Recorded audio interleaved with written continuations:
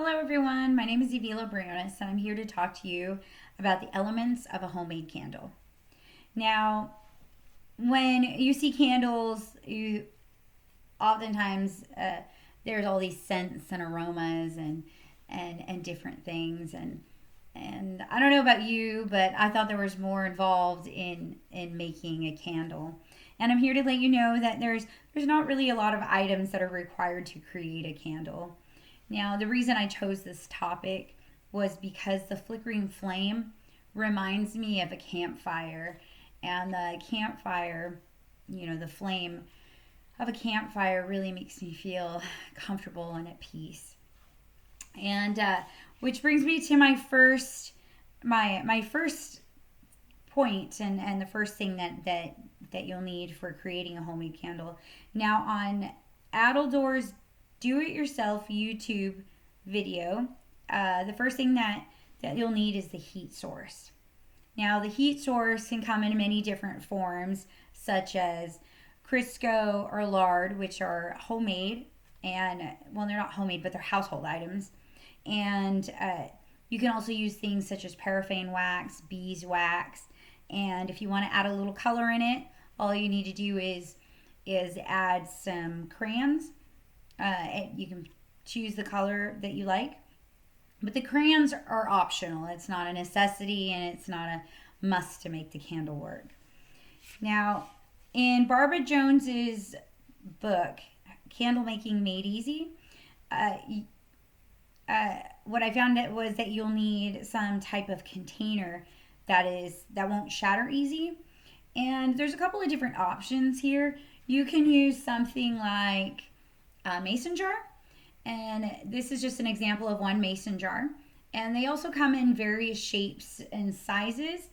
You can also reuse an old container from a candle that is no longer, and what you want to do is just make sure that it doesn't shatter easy and can withstand some heat. Now, you can also add things to your candle like essential oils for fragrance, and these are optional. Again, the essential oils or the fragrance, the scents are not required for the candle to be functional. Next, from the website, the National Candle Association, is where I discovered that. Where I found out that you'll need some sort of wick for your candle. And what the wick does is the wick works as a funnel. And that funnel is used to keep the flame ignited. And I thought that was really interesting that the wick here the whole time I thought that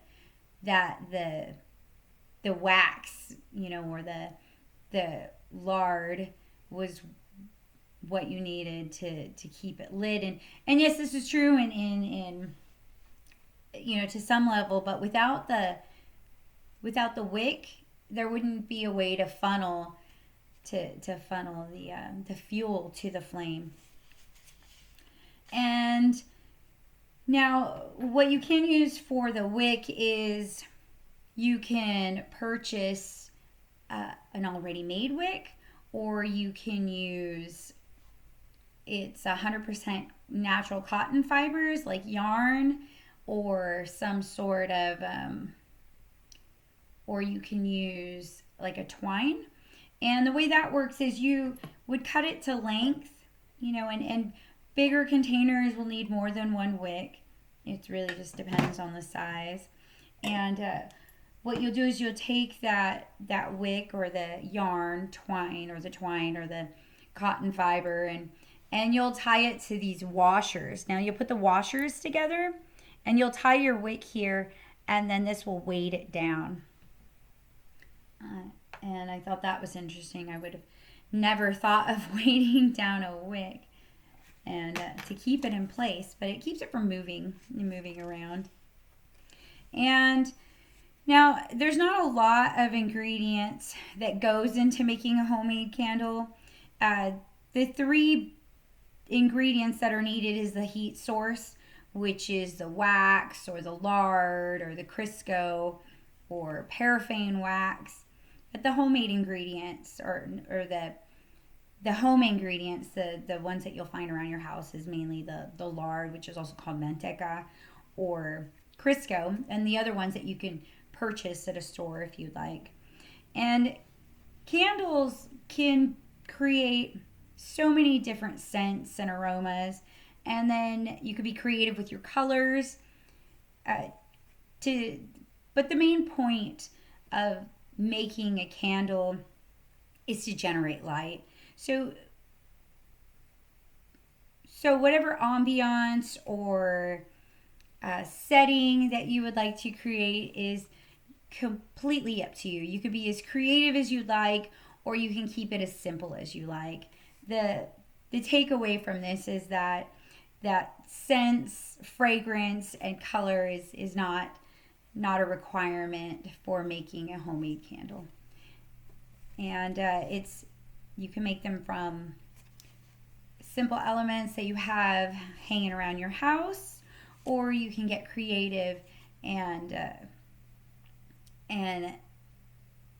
make them colorful as much as you like, and it's really up to you. So anyway, thank you, and I hope you have a great day.